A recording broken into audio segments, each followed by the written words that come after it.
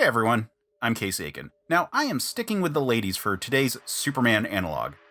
So, considering that the character has been announced to be appearing in the upcoming Captain America 4, let's talk about the Israeli super spy, Sabra. Her codename is derived from a slang term for a native-born Israeli Jew, referencing a prickly pear-type cactus that grows in the country that is tough on the outside, but sweet on the inside. Sabra falls into that category of international superhero that is very defined by the nation they hail from.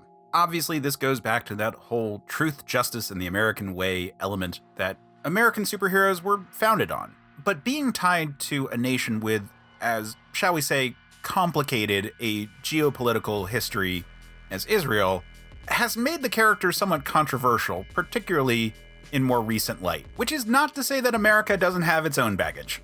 Since her announcement in Captain America 4, there have been lots of think pieces discussing this aspect, and I honestly don't feel comfortable wading into those waters.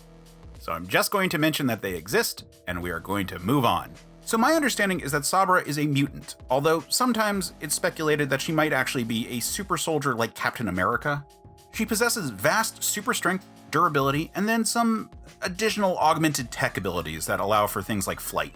She also apparently has the ability to transfer some of her own life force into other beings, which sometimes acts to kickstart latent mutant abilities and other times can resurrect the dead. And I should note that I haven't really read that many stories with her front and center.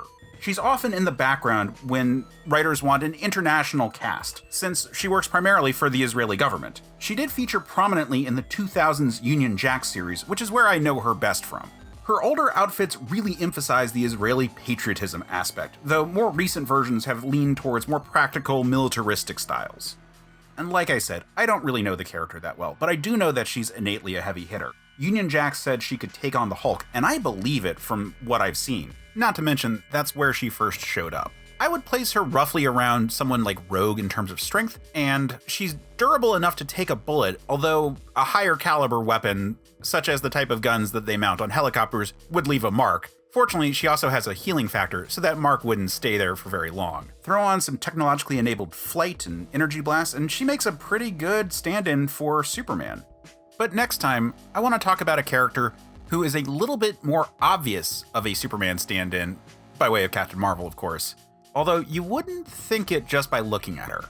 Until then, stay super, man.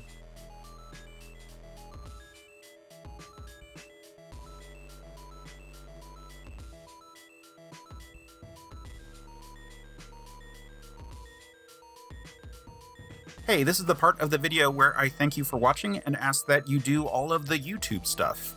You know, like, subscribe, it helps the channel grow and I would really appreciate it.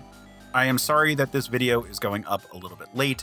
It's a really wild season for my day job, and also my wife was sick with the thing that we're all dealing with still this past week, but she's fine now, she's fine, but you know, that was just the thing. If I was smarter, I would have actually held this even longer so that it would actually be going up during Hanukkah, but I didn't because I'm bad at holidays in general. But I hope everyone who celebrates Hanukkah has a wonderful festival of lights. And everyone else, I hope you all just have a great week.